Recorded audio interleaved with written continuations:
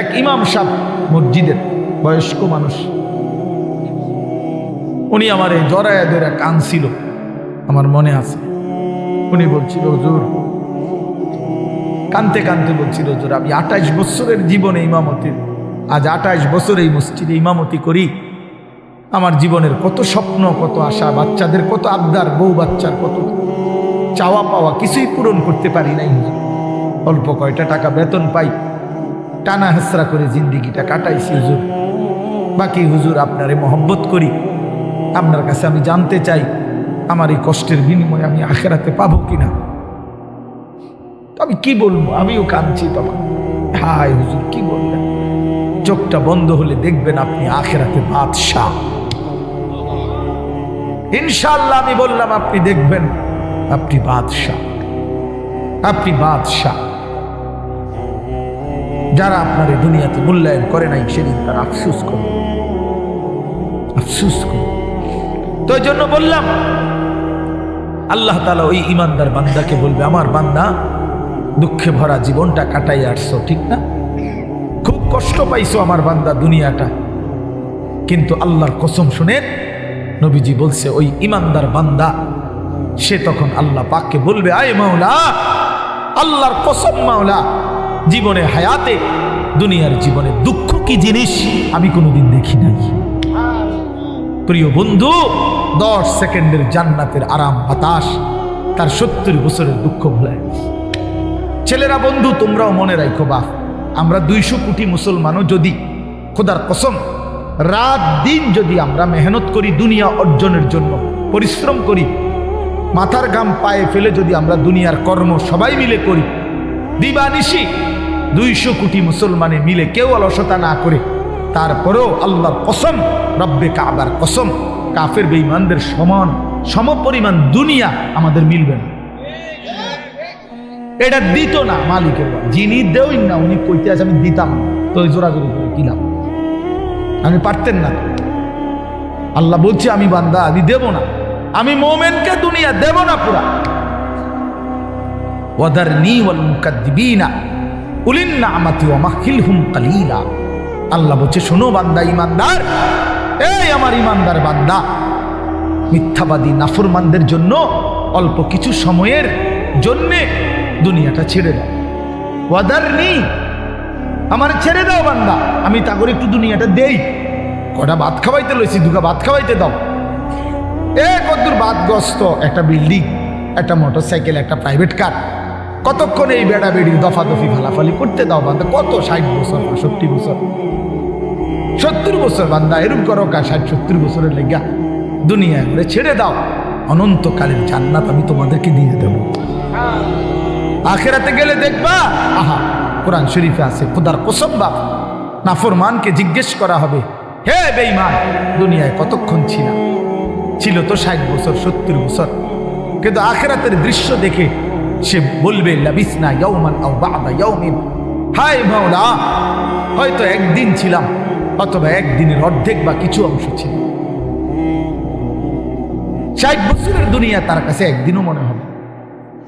হাদিসের মধ্যে আছে, বিশ্বাস করেন বাপ, আমি নিজে পড়ছি, পড়াইছি, আল্লাহ নবী সাল্লাল্লাহু আলাইহি সাল্লাম বলছেন, কোন নাফরমান যে মৃত্যু পর্যন্ত দুনিয়াতে কোনোদিন 1 মিনিটের জন্য দুঃখ দেখে নাই, সুখের সাগরে ছিল, কোনোদিন দুঃখ পায় নাই, এমন অথচ নাফরমান পাপী, আল্লাহ তাআলা ফেরেশতাকে বলবে, আমার এই নাফরমান বান্দাকে জাহান্নামের বাহিরটা একটু হাঁটাইয়া আনো, আর জাহান্নামের একটা দরজার সামনে একটু দাঁড় করাইও, 1 মিনিট কদ্দুর খাড় করাইবা, ভিতরে না, দরজাটার সামনের থেকে নিয়ে আসবা।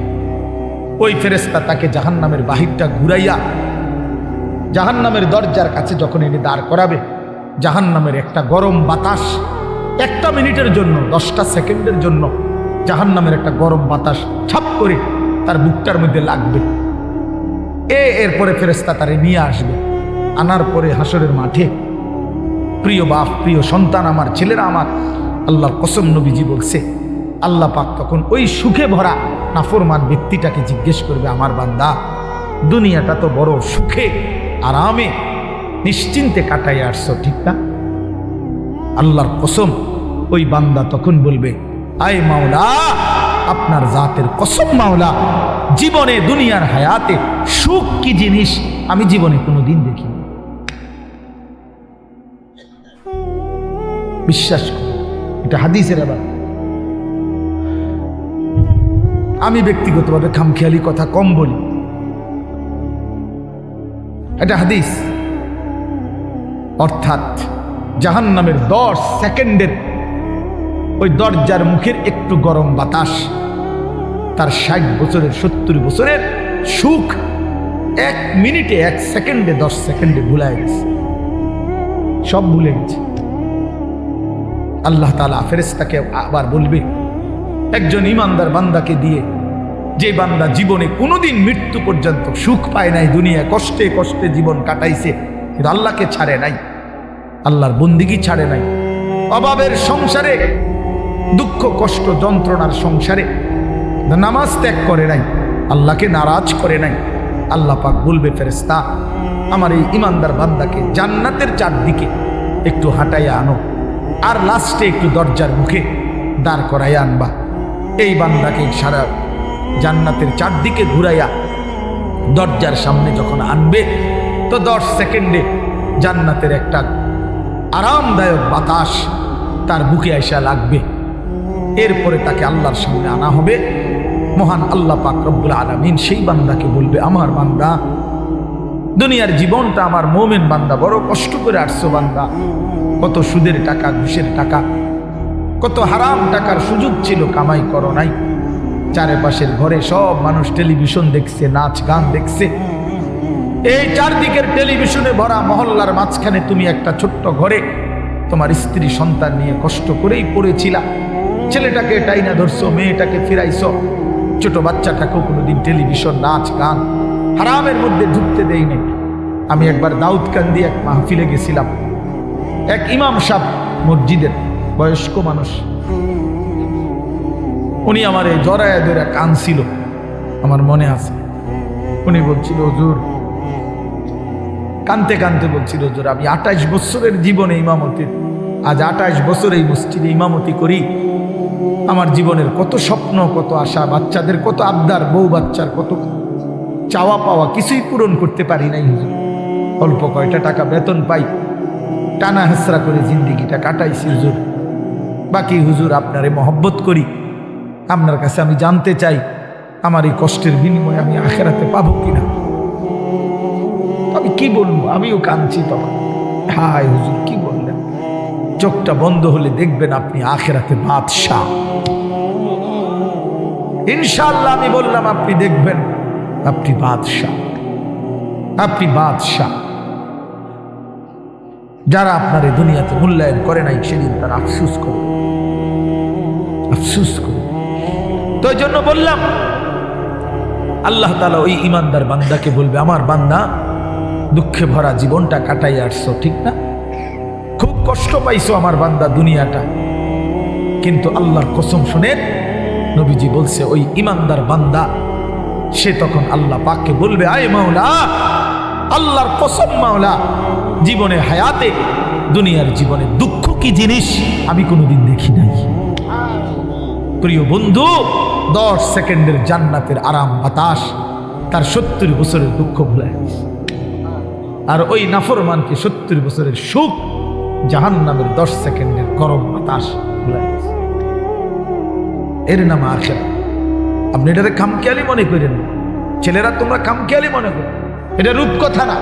কোরআন শরীফের এই কথাগুলো গল্প, কথা বলেন না, এগুলো রাসূলুল্লাহ সাল্লাল্লাহু আলাইহি ওয়াসাল্লামের এই কথাগুলো গল্প, কিচ্ছা। তো এগুলো যদি অযৌক্তিক হইতো, অবাস্তব হইতো, তো তোমরা যদি বুঝছো যেটা অযৌক্তিক, অপ্রয়োজনীয়, তা আমরা বুঝতে পারতাম না? আমরা ভাত খাই নাই? কথা বলেন। তুমি জেনারেল লাইনে পড়ালেখা করছো, তুমি বেশি পড়ছো, আমরাও তো পড়ছি বেটা, আমরাও তো পড়ছি, আমরাও তো জেনারেল লাইনে পড়ালেখা করছি বেটা। আমি তো কুমিল্লা ভিক্টোরিয়া কলেজ থেকে মাস্টার্স পাস করছি, এসএসসি দাখিলে বিজ্ঞান বিভাগ থেকে, সায়েন্স থেকে তো 1998 ইংরেজিতে সমগ্র বাংলাদেশে সর্বশ্রেষ্ঠ নাম্বার পেয়ে ফার্স্ট স্ট্যান্ড করছি, 1 নাম্বার সারা বাংলাদেশে। সার্টিফিকেট দেখবেন, চলেন সাবের বাজার আই ফাটাবো, অত মোকাম্মেল কাছে ফাটাবো, ফটোস্টুট করে পাঠাবো, আমি চেক দিবেন, সার্টিফিকেট আসেনি। কয়টা সার্টিফিকেট লাগবে ওটা? ইডি দিয়ে তো ভরে রয়েছি সার্টিফিকেট। ভাত খাইবে তো টাইম নেই, সার্টিফিকেট সামনে করতে দৌড়াইতে তো জান শেষ। তা বলতে চাইলাম প্রিয় বন্ধু, জেনারেল পড়ালেখা, সায়েন্স, বিজ্ঞান পড়ালেখা তো আমরাও করছি ভাইয়া।